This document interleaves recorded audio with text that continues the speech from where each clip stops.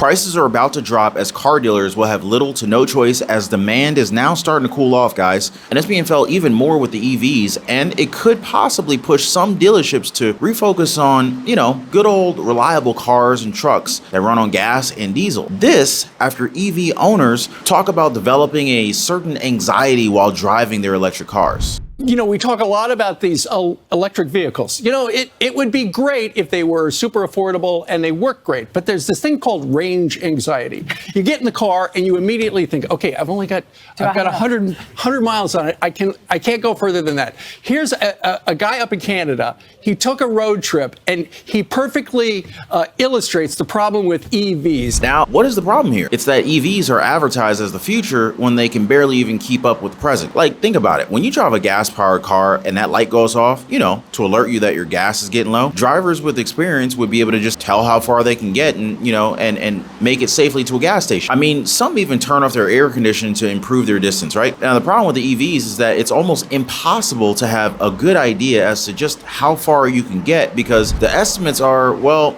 they're just kind of freaking estimates. They're like best case scenario kind of stuff. And this guy that they talked about spent more than 100 grand on a Ford EV only to ditch it for a gas powered car. And sure, y'all could say, oh, Ron, Ron just doesn't like EVs. Well, first off, it would be amazing to have a car that you can charge like your phone, all right? And secondly, like the infrastructure and the technology isn't at a point, it's nowhere near at a point, as a matter of fact, where it's more convenient to drive one compared to the good old fashioned cars, the good old fashioned gas powered cars that we have now. But don't take my word for it. Even Ford CEO Jim Farley admitted that something has to change. So this guy tried to go on an epic road trip with an F-150 Lightning, but he later found out pretty quickly.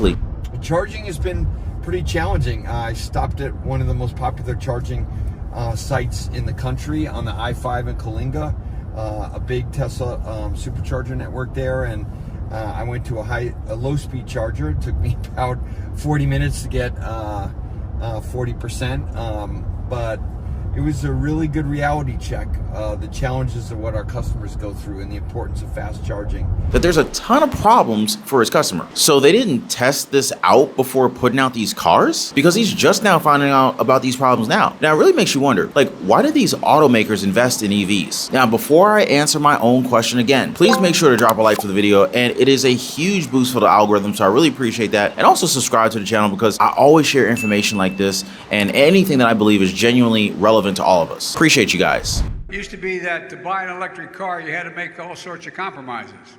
But not now. Thanks to American ingenuity, American engineers, American auto workers, it's all changing. Today, if you want an electric vehicle with a long range, you can buy one made in America. If you want one that charges quickly, buy American. You want one that's fast in the quarter mile, buy American. I'm pleased to announce we're approving funding for the first 35 states, including Michigan, to build their own electric charging infrastructure throughout their state.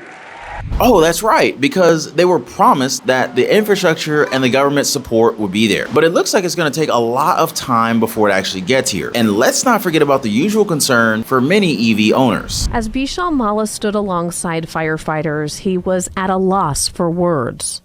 I don't know. I'm just speechless at the moment. His Tesla, a skeleton of what it had been just hours before. It's just like all gone.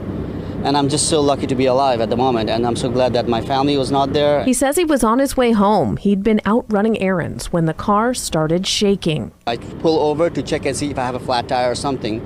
And the moment I opened the door, I saw smoke coming from the bottom. The smoke, he says, quickly turned into large flames. He recorded them on his cell phone as fire crews let the car burn. It's really difficult for firefighters to stand around and watch, whereas right now a lot of the research and studies say the best thing you can do is just let it burn. The issue with the electric vehicles is access to the batteries. The batteries are what are causing the enormous amount of heat buildup. Now you might say that this is old news, but this happened just a few months ago. And it's also why we think that this may actually be the worst time to get a car. Why? Because get this, there are dealerships that are actually turning away EV supply from automakers because guess what? Demand is way down. Not just because of these problems, but because they're still up there when it comes to price. In fact, Cox Automotive reported that automakers like General Motors, Ford, Hyundai, and Toyota have more than 90 days worth of unsold EVs at dealerships in July. And in all honesty, I'm probably not helping out at all because I'm not interested in buying an EV either, so there's that.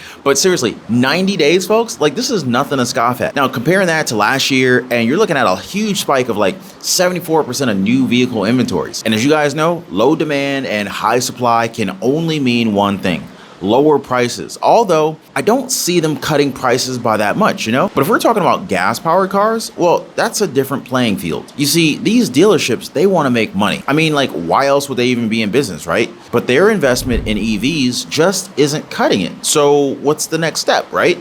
Well, I'm doubtful that they would invest in horses and carriages. So let's go ahead and move into the next best thing: gas. Cars and trucks that run on freaking gas and diesel. Because let's be honest, guys, do you want to spend hours upon hours sitting and waiting at a charging station? Are you going to bring a book the next time that you fill up your electric tank? But yeah, automakers may bet on a sure thing because I'm guessing that they're not too happy with how slow sales are going with EVs. Both Tesla and Ford have cut their prices this year, yet another sign that they're desperate for customers. Last month, Tesla made one of the biggest price drops in EV history, slashing its Model Y by nearly 20%. The move sent shockwaves through the auto industry. A few weeks later, Ford made its own price cut on the electric Mustang Mach-E. Analysts and experts have been watching to see if other car makers will follow. While these price cuts are good news for consumers, they could also be a sign that the tide is changing in the EV industry. So what can Tesla and Ford's price changes tell us about the future of the EV market? Sticker price cuts across a company's lineup or on a specific vehicle are quite rare in the auto industry, though not unheard of. Most automakers use incentive campaigns that can change from month to lower prices. Tesla and Ford's price cuts surprised many in the industry because EV prices have been steadily increasing for the last year or so. The amount that Tesla slashed off its prices also came as a surprise. Analysts agreed that it was really a move to grab market share. Tesla is already the #1 seller of EVs in the US, but they have ambitions to sell even more vehicles than they do right now. But since those aren't going to be selling anywhere nearly as well as gas and diesel powered cars, then it's only probable that we see price cuts for those as well. But it's not going to happen overnight. I mean, heck, you're going to have to be patient here because, unless you're paying with cash, interest rates still play a huge role in what kind of deal you're going to be getting. Automakers, though, are going to pull out all of the stops to try and get your business. You know how they do. Hey, step into this back room. Oh, you want this price? Let me go talk to my manager in the back, right? And that's why it is very important for you guys to hold off on those big purchases. Don't be tempted with all the tricks in the book. Don't fall for the banana in the tailpipe. Like, they're always going to try to make up for their losses with these fancy EVs. They're going to have to try and do their very best for you to be able to come by and actually, pick a car that runs on either gas or diesel, because they're going to have to sell something, anything, just to make a buck. But what are you guys' thoughts on this? Are you looking to get a new car soon? Maybe a new to you used car? Think you can wait until the prices crash? Make sure you guys let me know in the comment section down below. And before I go, I just want to thank you guys for all the love. I appreciate that. Appreciate you. I'm gonna catch you on the next one.